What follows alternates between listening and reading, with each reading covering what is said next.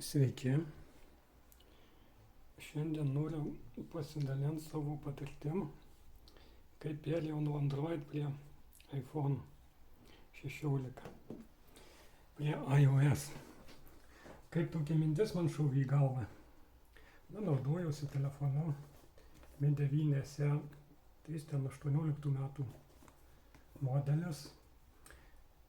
Ir atsirado blogas toks pas manęs, tai galvoju, reikia įsigyti, kur gerai įrašinėja video. Tai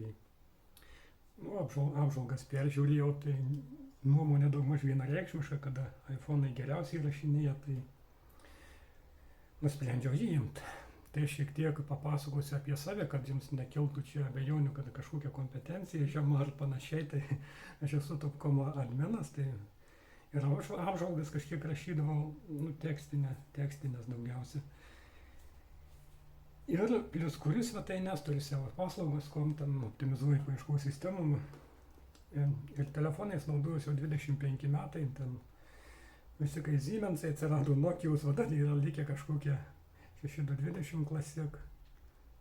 Ir visi smartfonai ten 6600, tai ir taip toliau, tai žodžiu, pažįstami telefonai nuo pat pradžių, nuo smartfonų atsiradimo laiko ir naudojas.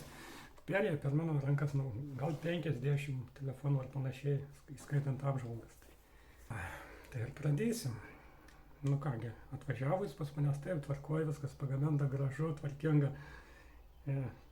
Perėjimas iš Androido labai paprastas, nes tiesiog yra variantai, aš pasirinkau būtent laidą įkišau į telefoną seną, kuris dabar filmuoja tas Xiaomi. Tai ir viskas, visi duomenys persikėlina, išskyrus slaptažodžius. Tai ir visas programas įsidėgia, beveik visas, kurios sudėlinamas yra, aišku, tokias. Perėjimas buvo labai sklandus ir paprastas. Tai viskas tvarkoja. Tai man pagrindas nebuvo paskirtis filmavimas, kamera, kad filmuotų būtent gerai. Taip, iškart pasakysiu, taip filmuoja geriausiai, nesutinku, palyginti galiu su S25 Samsungais, tai visa galva aukščiau, taip sutinku, čia viskas teisingai. Jo, keistenybės tokios, sakysim, yra su Wi-Fi, bet jeigu aš noriu laikyti jį išjungtą, tai čia nepakanka išjungti. Va, aš išjungiu, bet jis įsijungia, tai galvojau, kad buvo, režimai yra tokie, kad netrukdyti įjungti režimą. Galvoju, tai logiška kažkiek, kad režimas perėna iš netrukdyti į trukdyti, tai įjungia Wi-Fi, bet nepasirodo, netgi ištryniau tą režimą, tai vis tiek turėjo eiti, jeigu aš noriu išjungti, aš turėti Wi-Fi nustatymus ir čia išjungti, ir tik tada jis neįsijungia. Tai aš nesuprantu logikas, tai išjungta yra išjungta, tai kaip, kokia čia logika Apple, nesuprantu aš. Tiek to nepatogu, bet gyvent galima, ne? Tai įdomybės prasidėjo, kai bandžiau perkelt failus į kompiuterį. Tiesiog prijungiu laidą, įkišu į kompiuterį ir man reikia įsikelti video.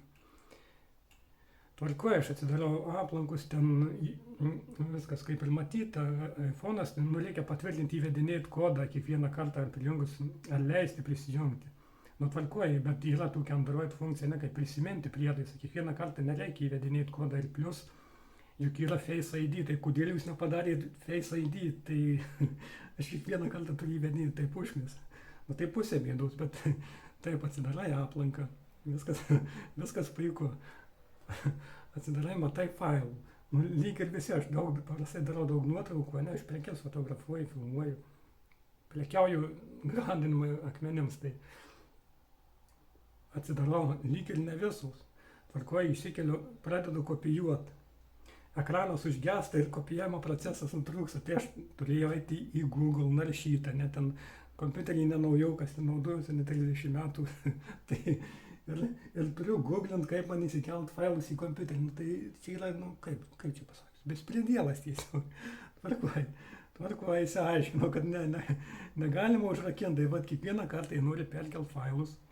Eini nustatymai, eini ekranas ir išjungi, kad niekada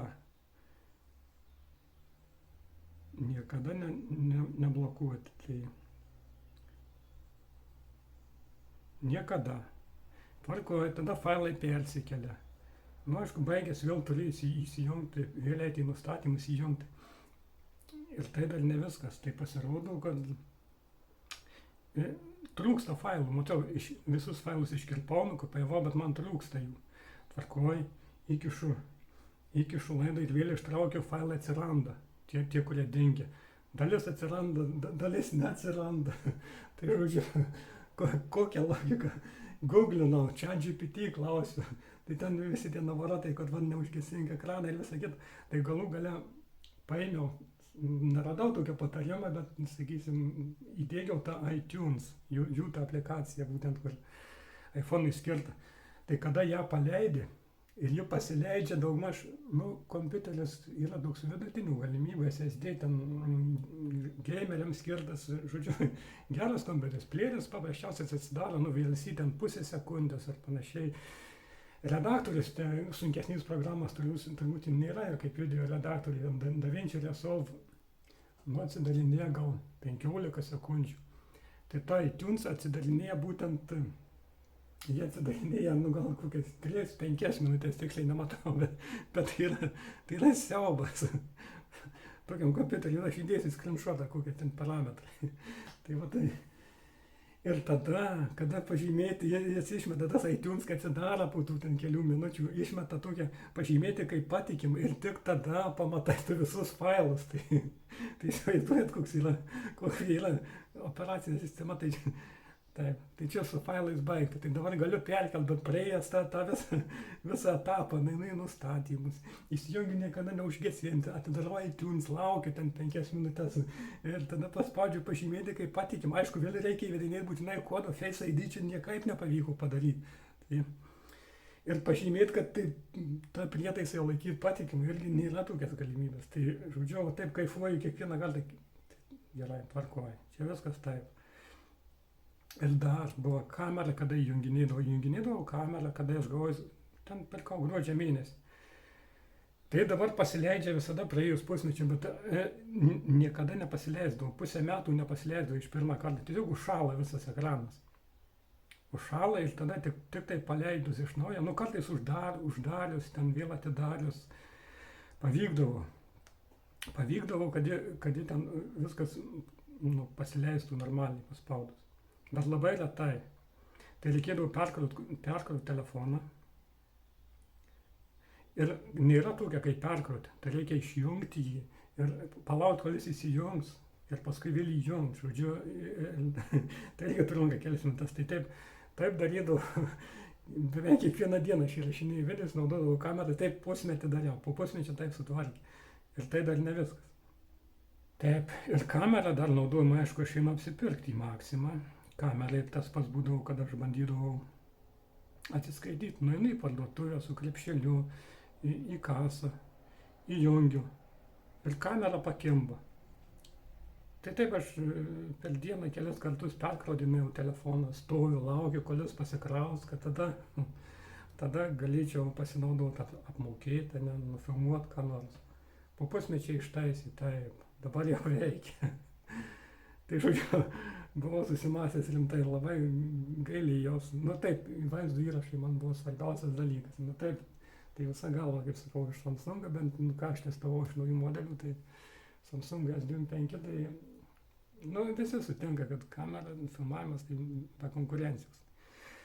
Ir su tuo sutinku, bet tie visi navarotai, programinės įrangas, tai aš nesuprantu, kaip galima tiek metų dirbant. Sakau, naudojos 25 metai telefonais, tai nei vienas telefonas man turiu tos visas girgždančias legendinės čia verslo klasės telefonas, kai jums pasakoja, kad Nokia buvo geri telefonai, jie taip veikia, aišku, funkcionalumas netoks, bet paklausykit, kaip čia viskas spaudus, kaip jis traška, čia verslo klasė 6220 klasik, telefonas štai jums legendiniai telefonai, ačiū Dievui, jau tokių netgi nebėra, net tie trečią šaloną gamintojai aukštesnė kokybė. Tai va, tai iPhone'as, žodžiu, paliko tokį įspūdį. Taip, gražu, daug kas veikia gerai, bet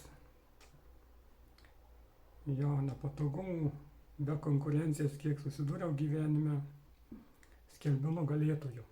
Dėkui už dėmesį, iki.